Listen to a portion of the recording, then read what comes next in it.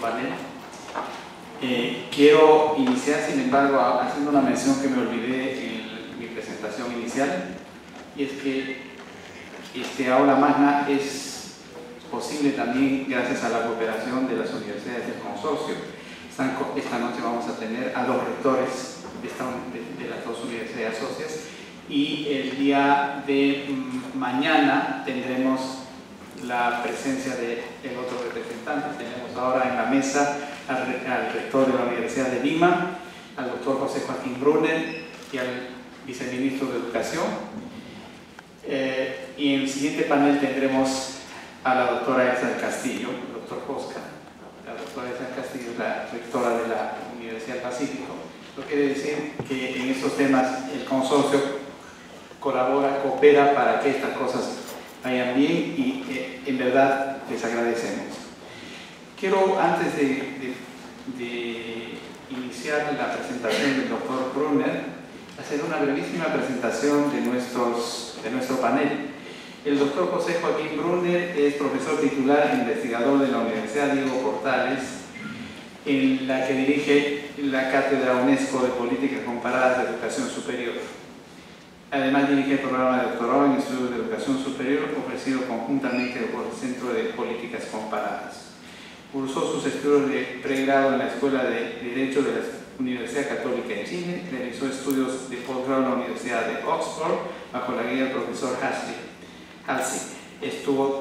y obtuvo su doctorado en Sociología en la Facultad de Humanidades de la Universidad de Leiden. Además ha tenido una serie de cargos y trabajos, es realmente un experto en temas educativos y sobre todo en educación superior. Ocupó el cargo de ministro secretario general del gobierno entre 94 y 98, presidió el Consejo Nacional de Televisión y presidió asimismo el Comité Presidencial de Modernización de la Educación Chilena.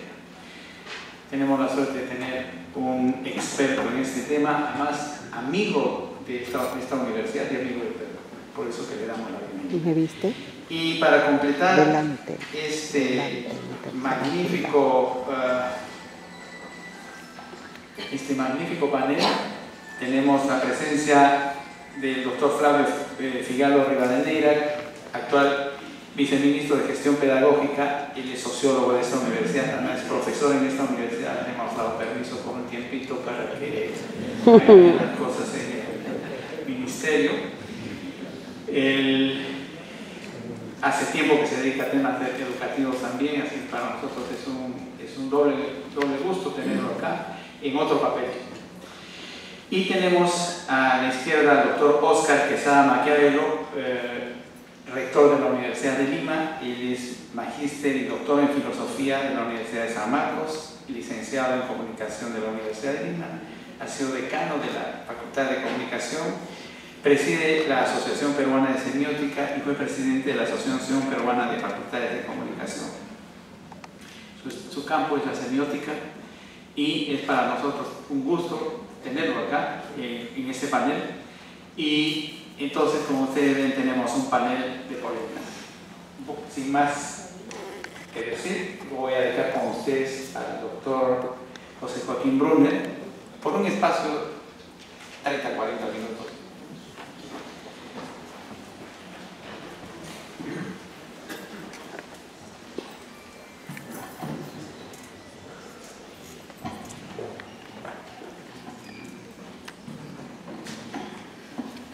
Muy buenas tardes, vicerectora, señor viceministro y señor rector. Muchas gracias por esta oportunidad de participar en esta conversación sobre los desafíos de la universidad en la educación superior del siglo XXI en perspectiva de América Latina. Y quiero hablar fundamentalmente a la luz de dos estudios que me ha correspondido coordinar en el último tiempo. Un informe sobre la educación superior en Iberoamérica, que fue publicado en el año 2012, y luego un trabajo publicado recientemente sobre políticas de educación superior en los países de Iberoamérica entre 2009 y 2013. Cubría ese quinquenio. Y por cierto, también a partir de la literatura que tantos colegas están produciendo ahora, interesantemente, sobre educación superior, que es un campo nuevo en realidad dentro de la investigación educacional, que tiene ya su tradición y su desarrollo disciplinario en los países del norte, pero que en América Latina efectivamente se ha desarrollado solo muy recientemente, y también de la posibilidad que he tenido a lo largo de estos años de poder participar y trabajar en conjunto con varios de los gobiernos y de universidades de América Latina. Y voy a ordenar la breve exposición en tres planos. Voy a hablar de desafíos en el plano de la docencia, la formación, el desarrollo de capacidades, capital humano, como dicen, capital humano profesional y técnico, como suelen decir los economistas. Luego, en el plano de la producción de conocimiento, la investigación, qué es lo que está ocurriendo, en qué entorno se mueven las instituciones universitarias de América Latina. Y finalmente, en uno de los temas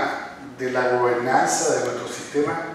que tiene que ver con el financiamiento, tema de enorme interés y discusión en todas partes, pero particularmente en América Latina, y me parece a mí también muy pertinente porque ha de venir un periodo que no va a ser probablemente tan favorable desde el punto de vista del financiamiento público como ha sido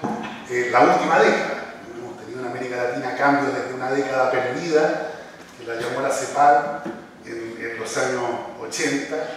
y luego una década muy productiva para las instituciones de educación superior, porque en general, no en todas partes, pero en general el gasto público aumentó de manera significativa, y vendrá ahora una época de ajuste otra vez, de menor velocidad e intensidad en el crecimiento, que va a volver a replantear este tema permanente del financiamiento. Bueno, déjenme decir solamente dos o tres cifras que tienen que ver con el entorno en que hoy día, me parece a mí, necesitamos discutir el tema de la formación o de la función docente de las universidades. Bien saben ustedes que, de acuerdo a las últimas contabilidades, nunca demasiado exactas por lo que son nuestras estadísticas en América Latina, se supone que tenemos alrededor de 10.000 a 11.000 instituciones de educación superior. En la región latinoamericana tenemos alrededor de 3.500 universidades, la mayoría de las cuales son privadas, pero más de 1.200 son públicas, y tenemos una matrícula que para este año podría estimarse en alrededor de 27 millones de estudiantes. De estos 27 millones de estudiantes, un poco más de la mitad está en instituciones privadas, y de esa mitad que está en instituciones privadas, otra vez un poco más de la mitad está en instituciones for profit, con fines de lucro. Estos son desarrollos muy recientes en América Latina, esta explosión que lleva la tasa de participación bruta en América Latina en la educación terciaria a más de un 40%. Estamos hablando que cuando algunos de nosotros ingresamos a la universidad en los años 60, en fin, que ya ha pasado bastante tiempo, pero no tanto tampoco, entrábamos 4 de cada 100 y egresábamos ahí. 3 o 4 de esos egresaban y teníamos el privilegio de pertenecer a una pequeñísima y delgada capa de profesionales con todo lo que eso significaba en términos de tasas de retorno a la inversión educacional, posibilidad de tener empleos estables y dentro de una capa directiva de la sociedad, etc. Al momento actual, donde, como digo, la tasa de participación sobre la corte de edad es de alrededor de 40 y tantos en América Latina, ya hay varios países, entre ellos los del Cono Sur, que tienen hoy día tasas que ya son propias de los países más avanzados en Europa, tasas de 70, entre 70 y 80%. Con los cambios que esto significa, cambios en términos de la diversidad y variedad de ofertas y demandas de educación superior, nuevas contingentes que ingresan con formaciones muy disímiles en varios países más de la mitad de los estudiantes hoy día en América Latina son primera generación que ingresa a la educación superior, con problemas que conocemos bien a propósito de la prueba PISA, de cuáles son los resultados formativos que han tenido los jóvenes un par de años antes de ingresar a la educación superior. A los 15 años, en América Latina, entre 1/3 y 2/3 de sus jóvenes que rinden a los 15 años la prueba PISA muestran no tener las mínimas competencias que se supone deberían haber adquirido en el dominio de la matemática, el manejo numérico, de la comprensión lectora y de la forma de razonar de las disciplinas científicas. Es decir, estamos recibiendo, y tienen todo su derecho a ingresar a la educación superior, a unos contingentes de jóvenes y de adultos también, recientemente, que traen unos déficits formativos que representan uno de los grandes nuevos desafíos de la educación superior en el siglo XXI. Desafíos como ese o los desafíos, acabo de participar en un seminario en Antioquia, en Medellín, Colombia, hace 2 semanas, de una especie de red especializada en estudios del abandono temprano, y de acuerdo a las cifras ahí presentadas otra vez, con todas las precariedades y probablemente limitaciones que tienen estas cifras, el cálculo y la estimación de ellos como expertos en esa materia era que en promedio en América Latina el 50% de los estudiantes que ingresa abandona sus carreras, con grandes diferencias entre universidades y por tipo de disciplina y de carrera. Pero ahí está la cifra promedio, el 50%, lo cual basta pensar un segundo qué es lo que significa en términos de pérdida de talento, pérdida de recursos humanos, de frustración de un sector importante de los jóvenes, etc. Entonces tenemos hoy día desafíos asociados a esta especie de aluvional masificación de la educación superior,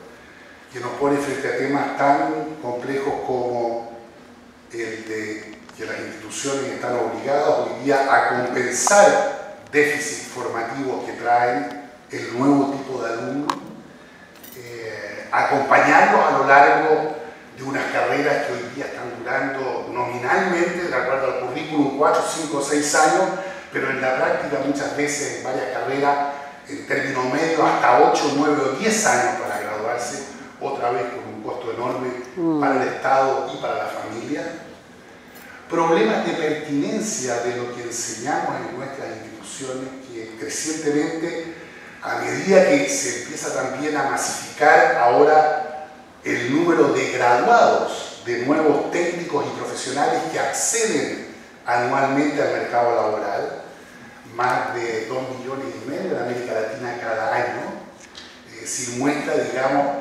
el delicado balance que están enfrentando nuestros países, que tienen que generar ocupaciones profesionales y técnicas para 2,5 millones de jóvenes cada año. Y si uno eso lo lleva a las cifras de su propio país, se da cuenta de que si los países no logran mantener tasas de crecimiento, creación de empleo, de este nivel de empleo, efectivamente vamos a estar frente a una situación que, digamos, tal terror genera que donde uno va, conoce esta leyenda urbana de subirse al primer taxi en Ezeiza en Buenos Aires, o en Carrasco en Montevideo, o acá o en Santiago, y le dicen, bueno, no, los taxistas, la mitad de los taxistas hoy día son profesionales y técnicos, incluso hay varios que tienen maestría y doctorado, cosa que efectivamente los estudios no lo muestran, pero debe ser en parte el temor, digamos, que produce el hecho de estar efectivamente hoy día graduando y diplomando y certificando a un número enorme de profesionales para un mercado laboral que se ha vuelto extraordinariamente inestable, que así como decía el rector, el conocimiento cambia con gran velocidad. Bueno, ¿qué cambia con mayor velocidad hoy día que las ocupaciones? ¿Quién tiene hoy día ocupaciones inestables? Yo miro a mis colegas en mi propia disciplina en Chile, en la sociología, y no conozco a ningún joven que tenga un puesto por más de un año. Ingresan al mercado y dan por algo completamente normal que van a pasar los próximos 5 años rotando de ocupaciones, algo completamente distinto a lo que fue la experiencia otra vez de mi generación cuando ingresábamos al mercado laboral. Y ahí la pregunta es, bueno, estamos efectivamente formando las destrezas, las habilidades, las competencias, los conocimientos que efectivamente le permitan a las personas integrarse productivamente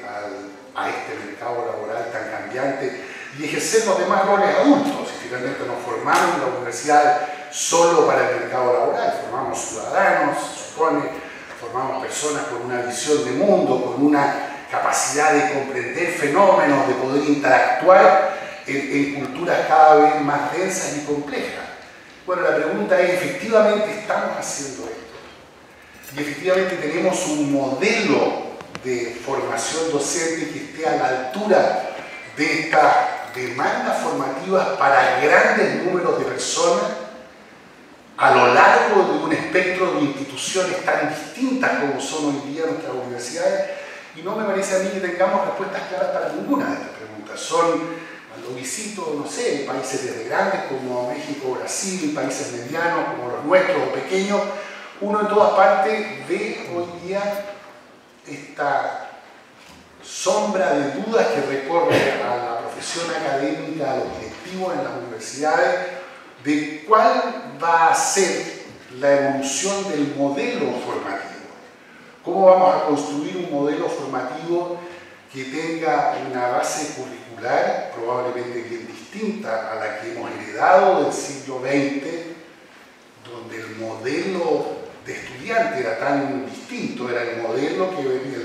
de estudiante que venía de un segmento sociocultural muy específico que había pasado por una trayectoria escolar muy determinada e ingresaba finalmente como pequeña minoría a las universidades. Ahí se crearon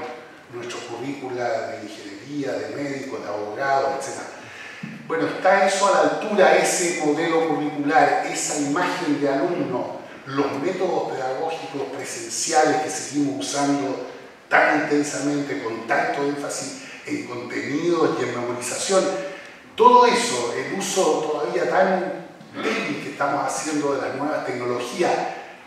vamos a ser capaces, va a ser necesario, y cómo combinarla en un nuevo modelo de formación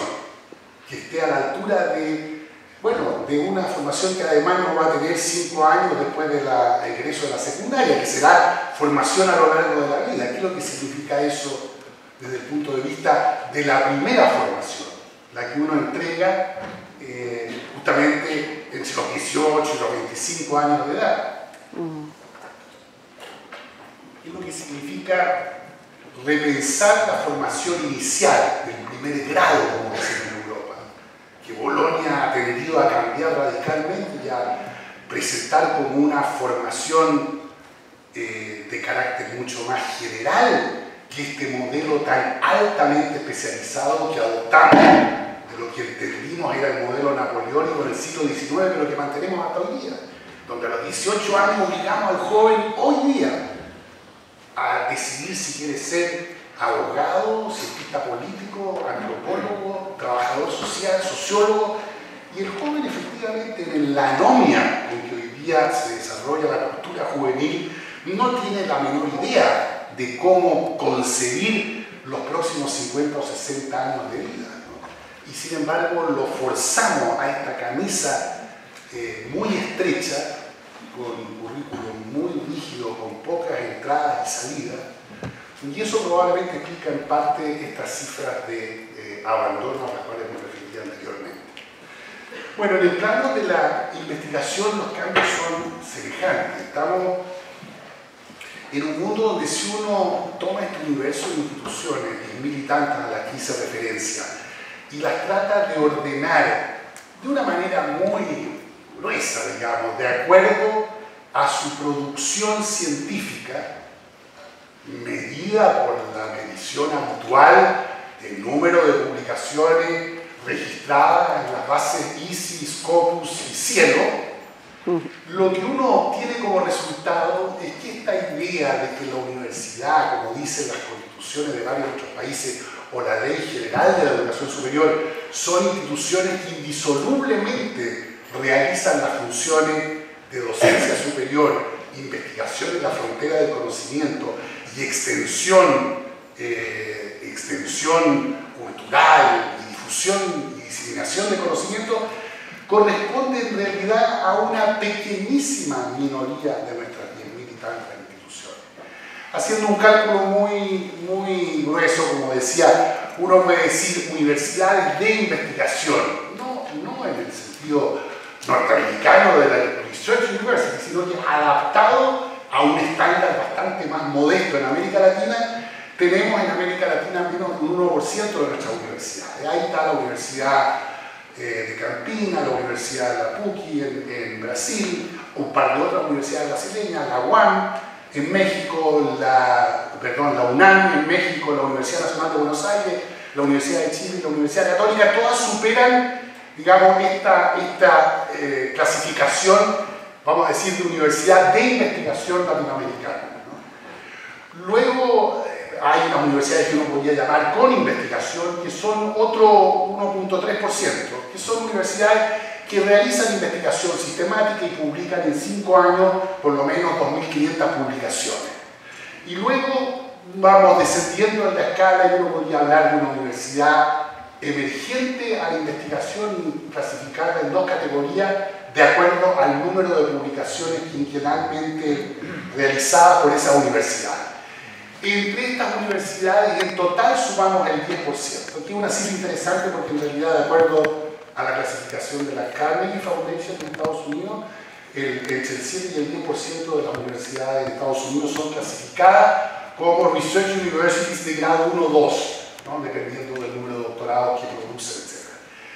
El resto de nuestras universidades obtienen el 90% esporádicamente alguna investigación, esporádicamente,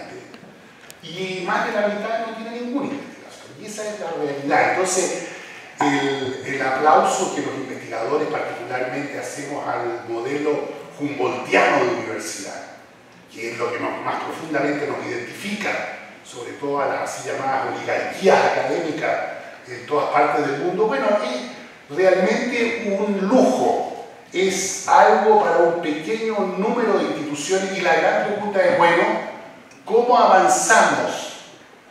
desde esta posición actual hacia el futuro? Sabiendo que América Latina produce algo así como el 3,5%, por ejemplo, del conocimiento anualmente registrado de investigación científica, y menos del 1% de las patentes producidas académicamente en el mundo cada año.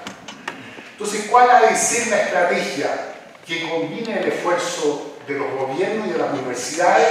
para desarrollar la producción de conocimiento? Y yo, la propuesta que me ha interesado discutir en distintas partes, es decir, mire, lo que necesitamos es una especie de mecanismo de varios anillos,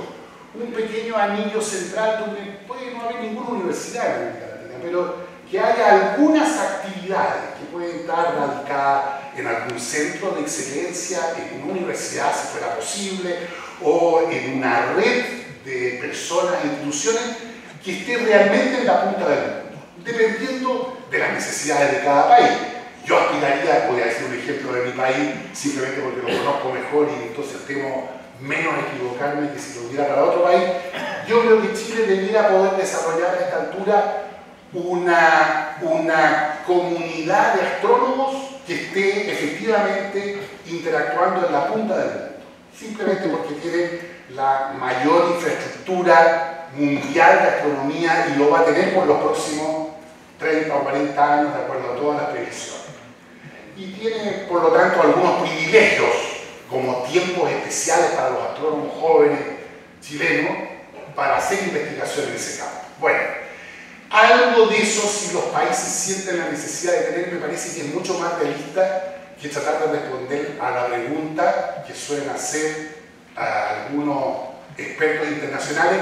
de por qué América Latina no tiene ninguna World Class University, entendida como una de las 100 mejores universidades del mundo, de acuerdo a Shanghai o al ranking del Times Higher Education. Y bastaría preguntarle si acaso sabe cuánto gastan nuestros países en educación superior completa. Y yo les puedo decir que, por ejemplo, Chile gasta en el presupuesto para 1.200.000 alumnos y para 200 instituciones de educación superior, incluida todas sus 65 universidades, gasta el presupuesto anual de la Universidad de Michigan, que efectivamente está entre las 100 mejores del mundo. Entonces, hay una especie de desproporción completa cuando uno entra en este juego de decir si efectivamente, por razones de prestigio, porque necesitamos tener un buque insignia en cada país, tengamos una World Class University. Yo creo que lo que tenemos que armar son sistemas integrados donde haya un anillo así, donde haya un anillo luego por universidades con capacidad de liderazgo a nivel regional. No veo por qué nuestros países también no podrían aspirar a tener dentro de Iberoamérica una o dos universidades realmente atractivas a nivel regional, donde puedan venir estudiantes de distintos países a estudiar algunos doctorados, donde se haga investigación de punta. Bueno, eso me parece a mí que varios países hoy día en América Latina lo tienen y que puede ser una meta realista. Realista también tener universidades con investigación, es decir, con un buen estatus de investigación dentro del país, con alguna proyección latinoamericana, pero sobre todo con liderazgo a nivel nacional, acompañado de buenos programas de formación de doctorado, obviamente. No se entiende muy fácilmente una cosa sin la otra y se requieren mutuamente, además, para poder efectivamente desarrollarse como buenas escuelas de posgrado. Y luego un conjunto muy amplio de universidades dignas en términos formativos, que no necesitan efectivamente tener investigación. Con lo cual estoy en el fondo declarando que no creo en la tesis de que no puede haber buena formación de pregrado si es que no hay buena y compleja investigación en la punta de la disciplina. Me parece a mí que esa es una cosa absolutamente del siglo pasado, ¿no? Que hoy día, con el acceso que todos tenemos al conocimiento a la punta de nuestra propia disciplina, con buenos programas formativos y una sólida profesión académica, podemos tener excelentes pregrados en universidades que son puramente docentes. Sé que esto, y lo digo así porque sé que es una idea polémica, que hay colegas que no lo aceptan y que siguen pensando en que efectivamente se requiere, digamos, tener investigación muy extendida e intensa en las universidades para alimentar unos buenos posgrados. No es la idea que yo me he formado, ni me parece que sea la idea que hoy día cuente con mayor apoyo de evidencia, aún en los países desarrollados. Y a esas universidades, sin embargo, uno podría demandarle un trabajo serio y sistemático de reflexión metódica, o sea, algo parecido a la investigación sobre sus propias prácticas. Yo creo que parte del problema que estamos enfrentando al comenzar el siglo XXI en nuestra universidad docente es la escasa investigación y reflexión sobre la práctica docente. Y por eso poca innovación docente, poca preocupación por el docente como profesor y como miembro de la profesión académica, poco entendimiento de cómo estimular su trabajo, de cómo ayudarle efectivamente a desarrollar, por ejemplo, sus capacidades de evaluación.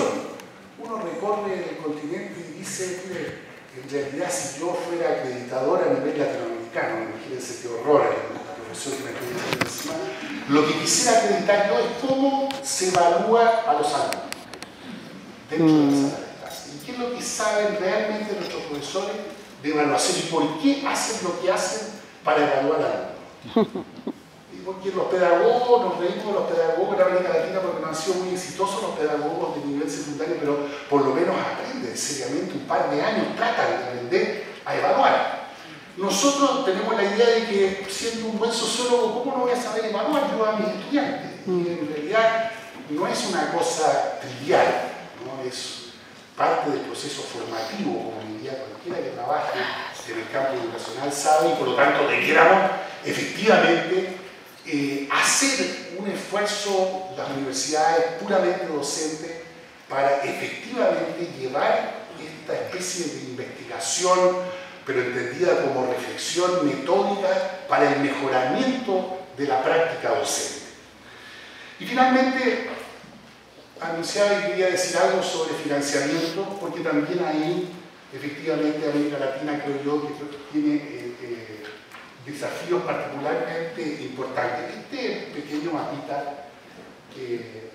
es un mapa de la economía política, digamos así, de los sistemas nacionales de educación superior en el mundo. Y lo que trata de hacer, no está en todos los países porque no hay información suficiente, pero lo que hace es distribuir a los sistemas nacionales en el eje vertical, dependiendo de la proporción de matrícula privada sobre el total de la matrícula de educación superior. Y en el eje de izquierda a derecha está la proporción de los recursos que financian a la educación superior del carácter privado sobre el total. Entonces, estos son porcentajes en los dos ejes, y un país como Perú, si la información internacional de la UNESCO y la OECD está correcta, estaría en la coordenada de financia su educación superior con un 60% de recursos provenientes del sector privado y tiene una matrícula de alrededor del 60% también de carácter privado. Espero, como digo, que las cifras que son las últimas internacionalmente comparables, porque me cuido, muchas veces me dicen, sí, pero las cifras nacionales son un poco distintas. Yo tengo que usar las cifras homogéneamente entregadas por organismos internacionales y estas son las más sólidas y permite ver que Chile, El Salvador, Perú, Colombia, Paraguay y Brasil están en este cuadrante que podemos llamar del máximo privatismo, privatización, mercantilización. Tiene varios nombres que los críticos suelen darle. Yo le quito totalmente para ahora, para la conversación, el carácter, digamos, polémico, político, ideológico a la palabra y digo, sociológicamente forman un núcleo donde además están países como Japón, Corea, Israel y allá arriba Letonia. Y es, digamos, el cuadrante diametralmente opuesto en términos de su estructura de economía política a este, que es el de la máxima provisión pública, estatal, de oportunidades de estudio y de matrícula, y con un financiamiento predominantemente, si no absolutamente, público, es decir, proveniente del tesoro público, de la renta nacional o del presupuesto, como en cada país lo llamen. Y no voy a echar ahora porque no hay tiempo ni el momento de hacerlo, pero uno puede tratar de imaginar, digamos, distintas alternativas que se presentan para el financiamiento en estos dos cuadrantes, que son los cuadrantes, llamamos puros, y en estos otros dos que son más anómalos, pero que tienen también una cierta densidad de población de sistemas nacionales. Esto es el típico caso donde caben algunos sistemas nacionales, pero también algunas universidades latinoamericanas de alta matrícula privada con alto financiamiento público. Es, por ejemplo, el caso de las universidades católicas de mi país o de algunas universidades privadas, pero que el Estado históricamente, desde hace 70 años, financia al mismo nivel en que financia a las universidades del Estado. Y estos otros países de acá tienen la otra anomalía, es decir, son países, como ustedes ven, prácticamente sin mucha matrícula privada, pero con una